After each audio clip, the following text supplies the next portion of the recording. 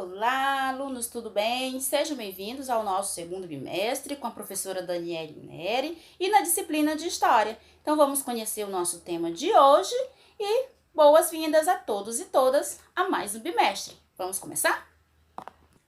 Bem, alunos, vocês já devem ter ouvido falar em algum momento da vida de vocês sobre o Egito, certo?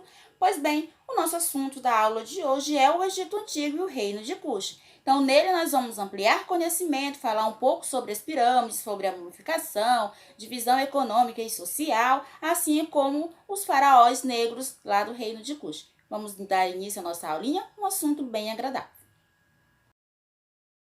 Então, vamos iniciar falando sobre a localização do Egito, que ele desenvolveu à margem do rio Nilo.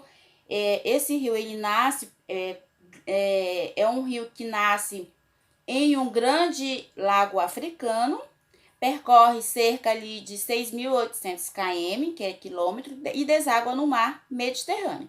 O clima é árido devido à influência do deserto do Saara, e o solo ele é fértil porque fica às margens do rio Nilo. Bom, são algumas características que devemos conhecer. Sobre a divisão econômica do Egito, vamos abordar aqui.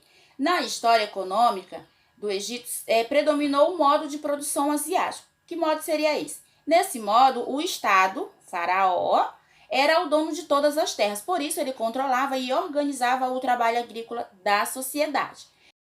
Divisão coletiva, servidão coletiva. Então, o que seria essa servidão coletiva? Bem, maior parte do povo egípcio vivia num regime de servidão coletiva. Por quê? Porque eles eram obrigados a sustentar o faraó, a elite dominante, e de que forma faziam isso? Pagando tributos em forma de bens e trabalho. Ou seja, entregava aos dirigentes boa parte de tudo que eles produziam. A agricultura, ela também se destacava. De que forma? Porque eles cultivavam o trigo para fazer o pão, a cevada para fabricar cerveja e o linho usado na confecção de roupas e o papiro, aquele papel do Egito que sempre a gente via que as pessoas escreviam. E tínhamos também pecuária, onde os egípcios criavam bois, asnos, carneiros, cabra, porcos e aves. Começaram também a criar cavalos a partir da invasão íxia. É o povo asiático.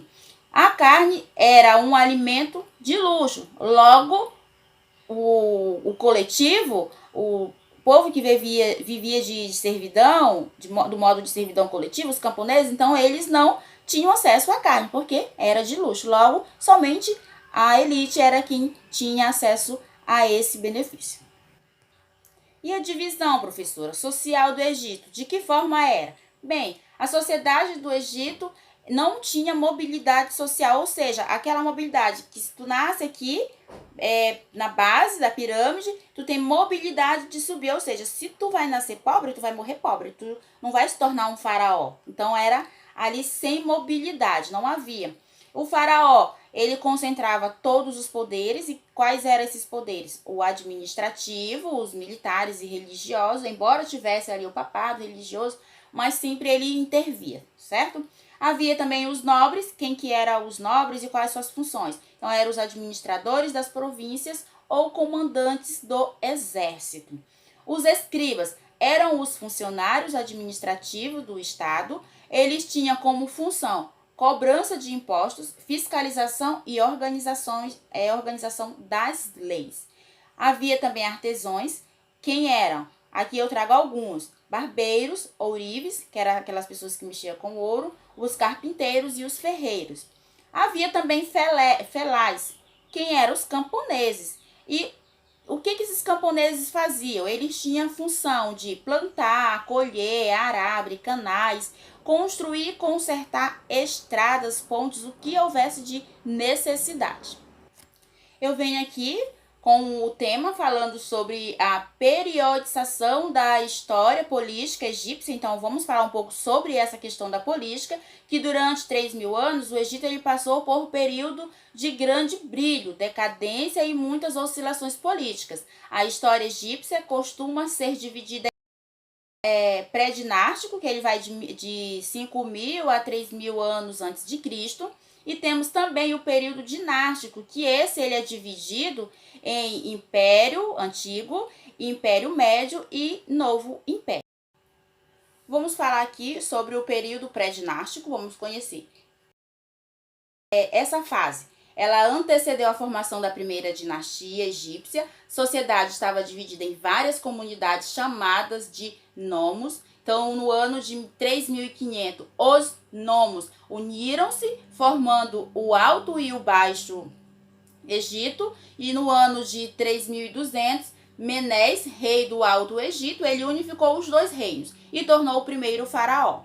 O faraó ele usava uma coroa dupla para indicar que era o rei do Alto e do Baixo Egito. Bem, o período dinástico Antigo Império. A capital do Antigo Império foi primeiro a cidade de Tínis, depois a cidade de Mênfis, Quéops, Quéfren e Miquerinos, onde Faraó, nesse período estava atuando o Faraó da quarta dinastia. Então foram responsáveis pela construção da mais famosa pirâmide do Egito. Então, o Antigo Império, ele foi marcado por rebeliões motivadas pelo descontentamento popular com impostos. E no ano de 2300 a.C., devido às lutas sociais, o faraó perdeu o poder para os nobres. Falando agora sobre o período dinástico, que é o Médio Império.